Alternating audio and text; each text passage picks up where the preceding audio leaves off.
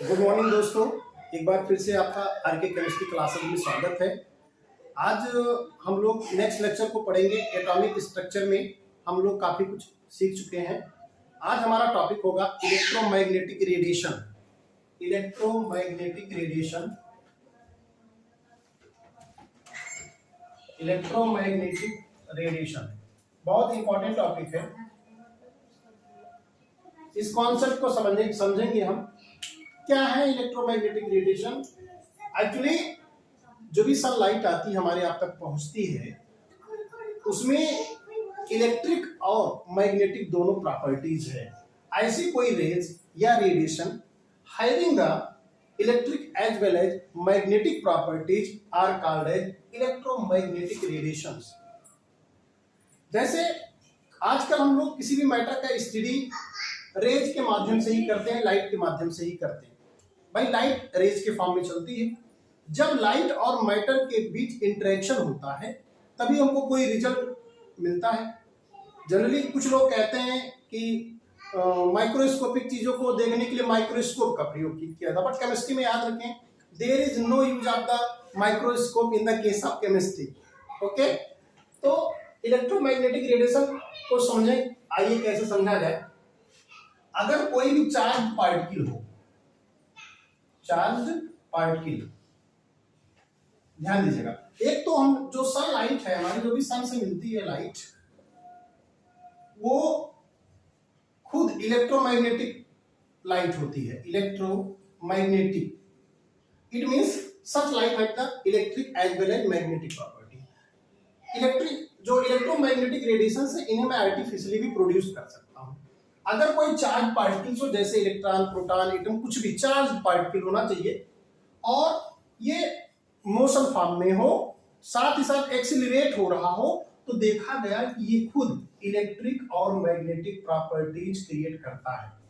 मतलब ये कह सकते हैं, जैसे मान लीजिए एग्जांपल मैं लेता हूं, इलेक्ट्रॉन ही ले लेता हूं और ये बहुत फास्ट मूव कर रहा हो, तो चूंकि ये चार्ज पार्टिकल है तो इसके अंदर ऑटोमेटिकली इलेक्ट्रिक और मैग्नेटिक प्रॉपर्टीज आ जाएंगी।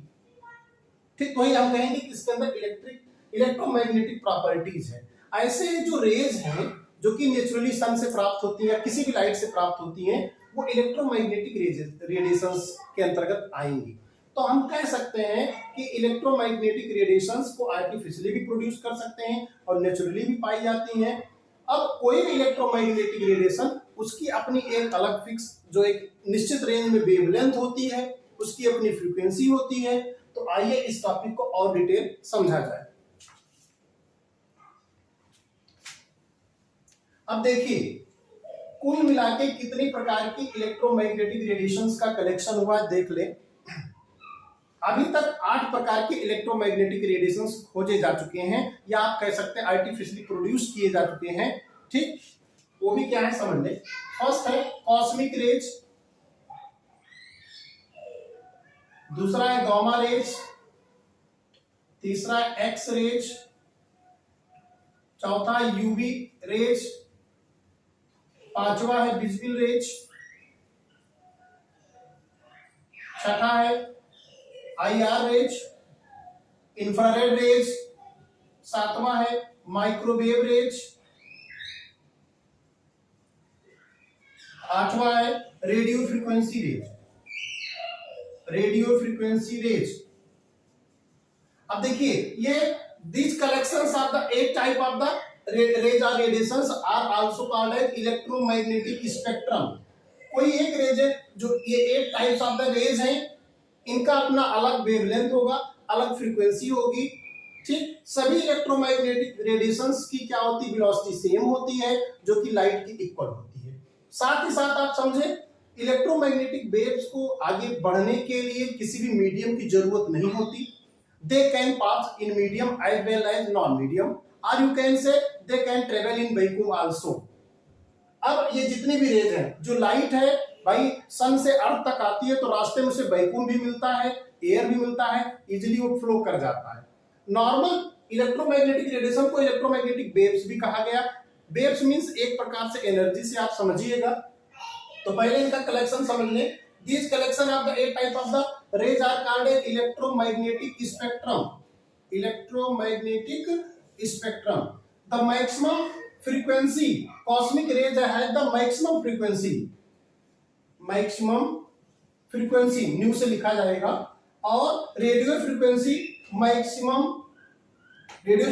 मैक्सिमम वेवलेंथ होती है। याद रहे फ्रीक्वेंसी और वेवलेंथ में रिलेशन क्या होता है, रेसिप्रोकल, इसको आपका समझ लीजिएगा। E = h न्यू होता है। आगे हम लोग प्लैंक क्वांटम थ्योरी पढ़ेंगे तो समझ जाएंगे। न्यू इक्वल होता है c/λ। चूंकि c एक कांस्टेंट है, मैं इसको लिख सकता हूँ न्यू इज प्रोपोर्शनल टू 1/λ, या न्यू लैम्डा के इनवर्सली प्रोपोर्शनल है। अगर फ्रीक्वेंसी ज्यादा होगी तो वेवलेंथ कम होगी, तो हम ये भी कह सकते हैं टॉप टू बॉटम जाने पे जो वेवलेंथ है वो इंक्रीज कर रहा है, और जो फ्रीक्वेंसी है वो डिक्रीज कर रहा है। इसका मतलब ये हुआ कि जो कॉस्मिक रेज हैं ये बहुत कम दूरी, इनकी वेवलेंथ कम है, मतलब they can travel very less distance, while the radio frequency can travel for the long distance. जैसा कि हम सुनते हैं कि रेडियो फ्रीक्वेंसी, रेडियो जो चलती, रेडियो का यूज तो अब कम ही हो गया, जैसे कहते हैं बीबी सिलेंडर से प्रसारित हो रहा है, तो वो रेडियो फ्रीक्वेंसी के माध्यम तक जो रेडियो हम चलाते थे वो इसी के माध्यम तक हम लोगों तक बात पहुंच जाती थी।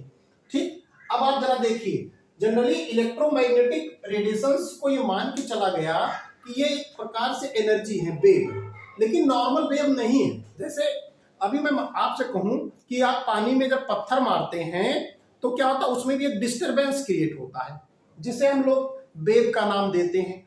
But these are the mechanical wave.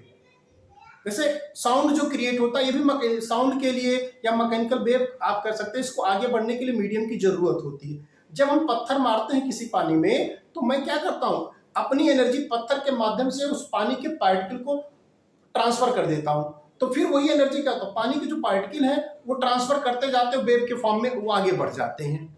But वो मैकेनिकल वेव है। इलेक्ट्रोमैग्नेटिक वेव की खासियत क्या होती है, इसमें किसी भी माध्यम की जरूरत नहीं होती है। तो पहले तो आप इसका स्क्रीनशॉट ले लीजिए। एक चीज और ध्यान रहे, जैसे जब हम चार्ज पार्टिकल को, जैसे अगर मैं इलेक्ट्रोमैग्नेटिक वेव्स प्रोड्यूस करना चाहता हूं, तो याद रखें चार्ज पार्टिकल को इलेक्ट्रिक फील्ड और मैग्नेटिक फील्ड के परपेंडिकुलर ही रखना पड़ेगा, तभी जाके इलेक्ट्रोमैग्नेटिक वेव प्रोड्यूस होगी। It means you can say that when the charge particles is placed between electric field and magnetic field which are the perpendicular to each other, then new waves are produced or new radiations are produced called as the electromagnetic waves और radiations भी कह सकते हैं। अब यार इस concept के according electromagnetic radiations की खोज होने के बाद पता चल गया, जानकारी मिलने के बाद, जो भी एनर्जी का ट्रांसमिशन होता है वो वेव के फॉर्म में होता है। मतलब जो energy one body to other body transfer होगी वो वेव के फॉर्म में होगी। अब इन इलेक्ट्रोमैग्नेटिक के कुछ आप कैरेक्टरिस्टिक्स भी देख लीजिए, क्या क्या कैरेक्टरिस्टिक्स हैं, वो भी क्या क्या खासियत होती है इलेक्ट्रोमैग्नेटिक वेव्स की, उसको भी जरा आप समझ लीजिएगा। जैसे अब मैं एक नॉर्मल वेव बना रहा हूं, ये मैं मान लेता हूं ओरिजिन सेंटर है, ये एक्स डायरेक्शन है, इस डायरेक्शन में कोई भी वेव फ्लो हो रहा है, जरा देखें। अब जो ये मिड पॉइंट है, ये जो वेव मैक्सिमम डिस्टेंस ट्रेवल कर रही है, इसे एम्पलीट्यूड कहा जाएगा, इसे भी एम्पलीट्यूड कहा जाएगा। ठीक, अब जरा ध्यान दीजिए, इसे क्रेस्ट भी कहा जाता है, इसे क्रेस्ट कहा जाता है, इसे ट्रो कहा जाता है। और मान लेते हैं एक्स डायरेक्शन में डिस्प्लेसमेंट हो रहा है, क्लियर। अब किन्हीं भी दो नियरेस्ट क्रेस्ट के बीच की डिस्टेंस होती है उसको वेवलेंथ कहते हैं। क्या कहते हैं? वेवलेंथ। या दो नियरेस्ट ट्रो के बीच की दूरी को क्या बोलते हैं? वेवलेंथ बोलते हैं। The height of the wave या the height of the crest और the depth of the crest is also called as amplitude. तो कुछ इनकी खासियत है, जरा आप समझ लीजिए, इनकी खासियत यही। अब जैसे मान लीजिए इसी को अगर मैं लेम्डा को रिप्रेजेंट करता हूं, तो definition of the wavelength, lambda represents wavelength the distance between two nearest crest, it is represented in angstrom. 1 angstrom is equal to 10 to power minus 10 meter or 10 to power minus 8 centimeter और 10 to power minus 12 picometer, किसी में भी represent कर सकते हैं इसको। अब मैं दूसरी खासियत, इसकी दूसरी प्रॉपर्टीज को मैं बताऊं, तो वेव नंबर, न्यू बार से लिखा जाएगा, nu bar equal to 1 upon lambda होता है। इट मींस जो वेव नंबर है it is the reciprocal of the wavelength, reciprocal of the wavelength. किसी सर्टेन, आप कह सकते हैं इसको कि wave number of waves in unit distance, जो किसी भी एक निश्चित डिस्टेंस में मान लेता हूं कि या अगर मैं 1 मीटर ले लूं या 1 सेंटीमीटर डिस्टेंस ले लूं, उसमें कितने नंबर ऑफ वेव्स हैं, 2 है, 4 है, 5 है, 6 है, that will be the number of waves are called as wave number in unit distance. उसमें डिस्टेंस क्या होगा आपका फिक्स हो जाएगा। अब इसी बहाने अगली प्रॉपर्टीज हम देख लेंगे कि फ्रीक्वेंसी क्या होती है। फ्रीक्वेंसी, तीसरी प्रॉपर्टी फ्रीक्वेंसी, न्यू से लिखा जाएगा इसे, न्यू से। फ्रीक्वेंसी क्या है, जैसे आप समझिए मैं कहूं कि कोई भी वेव यहां से ओरिजिन सेंटर से निकली है और एक साइकिल इसका कंप्लीट यहां होता है, एक साइकिल कंप्लीट हुआ। एक साइकिल कंप्लीट होने में कितना समय लगा, और इसे एक साइकिल को हम ऑसिलेशन भी कहते हैं, ऑसिलेशन, ऑसिलेशन और वाइब्रेशन। एक साइकिल कंप्लीट होने में कोई भी वेव कितना समय कितना समय लगाता, वो आपका हो जाएगा frequency. The number of the vibration और the number of the oscillation, you can say that per second is called as frequency. It is also defined the number of the waves passing through a point, the number of the waves passing through a point in 1 second। भाई किसी एक point से कितनी number of waves गुजर रही हैं, उन्हीं को हम लोग क्या बोलते हैं, फ्रीक्वेंसी बोलते हैं। इसी आधार पर आप टाइम पीरियड भी डिफाइन कर सकते हैं। टाइम पीरियड, पहले तो इसका स्क्रीनशॉट ले लें। फ्रीक्वेंसी की यूनिट हो जाएगी आप हर्ट्ज हो जाएगा, या साइकिल पर सेकंड भी लिख सकते हैं, या सेकंड इनवर्स भी कह सकते हैं। ये आपकी जो यूनिट हो जाएगी, ठीक है, इस तरह से आप इसको लिख सकते हैं। अब एक बचा टाइम पीरियड, टाइम पीरियड से टी से लिखा जाएगा। अब देखिए कोई भी वेव एक साइकिल कंप्लीट करने में, एक वाइब्रेशन कंप्लीट करने में कितना समय ले रहा है, वही उसका टाइम पीरियड हो जाएगा। क्लियर। अगर मैं वेलोसिटी की बात करूं, velocity, all the electromagnetic waves have the same velocity like the light. The value is 3 into 10 to the power 8 meter per second. It is the fixed value. All the electromagnetic travels with this speed. Okay? अगर मैं इसी बारे amplitude की बात करता हूं, amplitude, तो मैं आपको बताई तो एम्पलीट्यूड क्या है, the height of the crest or the depth of the trough is known as amplitude. It is called a amplitude. याद रहे जो एम्पलीट्यूड और इंटेंसिटी का रिलेशन होता है I is proportional to a square। मतलब अगर मैं एम्पलीट्यूड का स्क्वायर कर दूं तो वो एम्पलीट्यूड इंटेंसिटी के इक्वल होगा। अब इसे आप स्क्रीनशॉट ले सकते हैं। अब बात शुरू करते हैं कि जो भी कॉन्सेप्ट को समझने के लिए इसी में मैकेनिक्स की जरूरत पड़ी। मैकेनिक्स, जैसे मैकेनिक्स में क्या होता है, जनरली हम लोग समझते हैं कि कोई भी पार्टिकल में क्या घटनाएं हो रही हैं, चाहे बड़ा हो चाहे छोटा। इसको दो भागों में, क्लासिकल मैकेनिक्स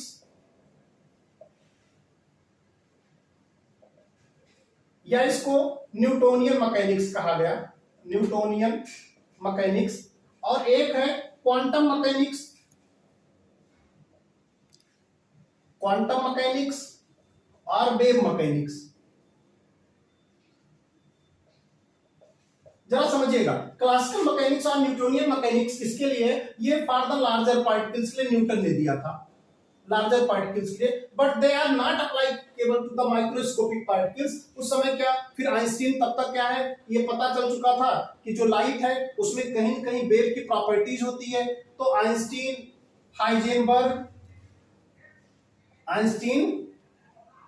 हाइजेनबर्ग, श्रोडिंगर, ये कई ऐसे साइंटिस्ट थे जिन्होंने माना कि जो इसमें जो पार्टिकल होते हैं, जो माइक्रोस्कोपिक पार्टिकल होते हैं, उनमें कहीं न कहीं वेव का नेचर होता है। एक साइंटिस्ट है प्लैंक,